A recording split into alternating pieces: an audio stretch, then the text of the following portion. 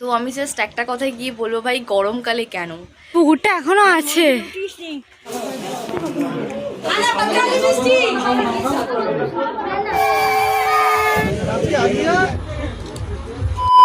Good morning guys. তো এখন বাজে হচ্ছে সকাল 6:30 আর এত সকাল সকাল আমি বেরোচ্ছি হচ্ছে আমার গ্রামের উদ্দেশ্যে। গ্রাম মিন্স আমার দেশের বাড়ি হচ্ছে মেছেদা নরঘাট, মানে দীঘা থেকে জাস্ট 1 ঘন্টা ইয়া ফির আধ ঘন্টার ডিস্টেন্সে।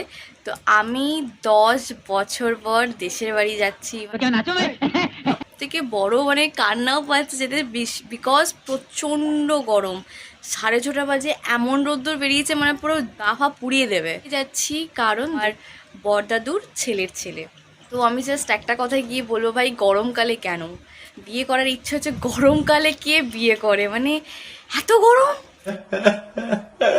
মানে আমার এই অবস্থায় হয়ে গেছে, তো বউটার কথা ভেবে আমার কষ্ট হচ্ছে কি বেনারসি শাড়ি ফাড়ি পরে এত রিচুয়ালস, তারপর এই গরমে। আর চেষ্টা করবো পুরোটা তোমাদের সাথে শেয়ার করার, আমার গ্রামটাও ঘুরিয়ে দেখাবো যে কত সুন্দর।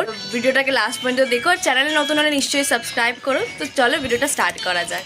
মৌরিগ্রাম স্টেশনে পৌঁছে গেছি, এবার ট্রেনে করে যাব হচ্ছে মেছেদা। ট্রেন একটা জাস্ট সামনে থেকে বেরিয়ে গেল আর এখন ট্রেনের জন্য ওয়েট করছি। টাইমিং দেখিয়েছিল লাইক 15 মিনিট পর, বাট 1 ঘন্টা বসেছিলাম স্টেশনে, দর করে ঘামছি, এতটাই গরম। বাট ট্রেনের কোনো দেখা নেই, মানে ইন্ডিয়ান রেলওয়েকে একটা স্যালুট ভাই। মানে লেট, মানে আমার থেকেও লেটে যদি কিছু হয় সেটা হচ্ছে ইন্ডিয়ান রেলওয়ে। গজব বেইজ্জতি। ফাইনালি ট্রেন পেয়ে গেছে, প্রচন্ড বেশি খিদে পেয়েছে যেহেতু অনেক সকালে উঠেছি, তাই ট্রেন থেকে নিয়ে নিয়েছি একটা ঝালমুড়ি। বাট ঝালমুড়িটা খুবই বেকার খেতে ছিল, তাই ডাস্টবিনকে দিয়ে দিয়েছি, মানে হচ্ছে আমার বোনকে, ও সব কিছু খেয়ে নিতে পারে। ফাইনালি মেছেদা পৌঁছে গেছে, ভিড়টা জাস্ট দেখো।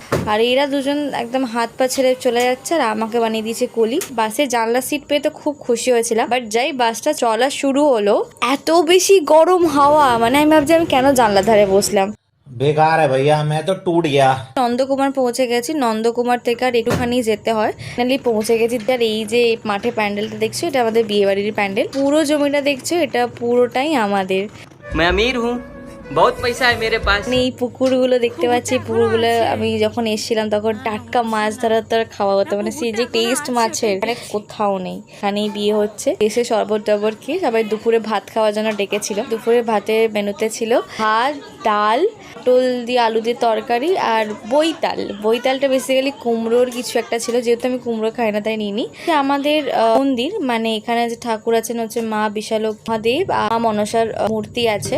আর এখানে আমাদের প্রতি মঙ্গলবার আর শনিবার করে ভর হয়। আর এই পাখিগুলো হচ্ছে পোষা পাখি। টিয়া পাখি আছে 3টে আর একটা ককটেল। গ্রামের বিয়ের নিয়ম কারণ সম্পূর্ণ আমাদের থেকে আলাদা। আমাদের যেমন বিয়ের আগে আইবুড়ো ভাত খাওয়ানো হয়, বাট এখানে বিয়ের দিন আইবুড়ো ভাত খাওয়ানো হয়। এখানে হলুদ বাটা স্টার্ট হয়ে গেছে। আমাদের যেমন তত্ত্ব নিয়ে যাওয়া হয় মাছ ফাছ, এখানে কিছু না, এখানে হলুদটা বাস ছেলের বাড়ি থেকে মেয়ের বাড়ি নিয়ে যাওয়া হয়। আর তত্ত্ব বলতে একটা সুটকেস থাকে, সুটকেসের মধ্যে সমস্ত মেয়ের জিনিসপত্র থাকে, যা ছেলের বাড়িতে থেকে হয় ওটাই হচ্ছে তত্ত্ব, আর আলাদা করে কিছু যায় না। আর এটা হচ্ছে একটা পান্তুয়া রসগোল্লা, যা বলবে, আমার তো হেভি লেগেছে বাচ্চাটাকে। আর এখানে গায়ে হলুদ স্টার্ট হয়ে গেছে। ছোট ছোট মেয়েরা প্রথমে এরকম হলুদ ছোঁয়াবে, পুরো হলুদ মাখিয়ে বেচারাকে ভূতি করে দিয়েছিল।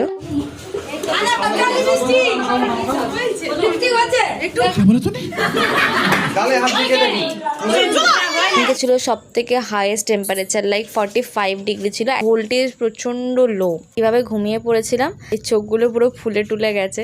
বাইরে কিন্তু বেশ ঠান্ডা হাওয়া, বাট ওই এক জায়গায় দাঁড়ালে প্রচন্ড গরম লাগবে। তো ওই জন্য বরের গাড়ি সাজানো হচ্ছে। আর এখানে সবাই মেহেন্দি পড়ছে, তো আমাকেও জোর করে বললো মেহেন্দি পড়তে। তো এটা চায়না মেহেন্দি ছিল বলে পটাস করে পরে নিলাম। করে মেহেন্দি পড়েছে, কাজ বাজ না থাকলে যা হয়। বোন মাকেও মেহেন্দি পরে দিয়েছে। সবাই এখানে বিয়ে বাড়িতে যায় বলে সব সেজে গুজে একদম রেডি হয়ে গেছে।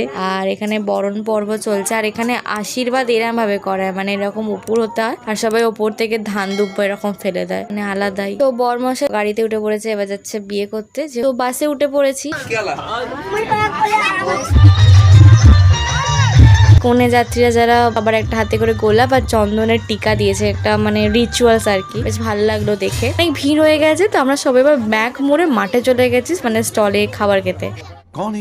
স্টলে অনেক কিছুই হয়েছিল, যেমন মাজা ছিল, ফুচকা, ভেজ পকোড়া, রসগোল্লার গরম গরম পান্তুয়ার স্টল। পুরো ঘিয়ে ভাজা পান্তুয়া, মানে জাস্ট দারুণ খেতে ছিল, এক কথা দারুণ। বাড়িটাও খুব ভালো করে সাজিয়েছে, এদেরও বাড়িতেই বিয়ে হচ্ছে আর মাঠে হচ্ছে প্যান্ডেল, খাওয়া দাওয়া সব জায়গা। তো ভালো লাগছিল বেশ, বাট স্পেসটা এতটাই ছোট ছিল আমি খালি পাখা খুঁজছিলাম। তো এটা হচ্ছে আমার ফাইনাল লুক। দুবার মেকআপ করেছি, একবার বেশ সুন্দর করে সাজলাম, শাড়ি পরতে পরতে পুরো ঘামে সব মেকআপ উঠে গেছে। তারপরে কি করলাম, সব মেকআপ ধুয়ে এসে জাস্ট মুখে ফেস ওয়াশটা দিয়ে দিয়েছি। আনলাম যে না, এটাই ফোনের এন্ট্রি হচ্ছে আর এখানে না নিজেই হেঁটে আসে, মানে কেউ না যেরকম চাকরি করে নিয়ে আসবে। 5 বার ঘুরেছে আর কতবার যে মালা বদল করেছে আমি নিজেও ভুলে গেছি। মানে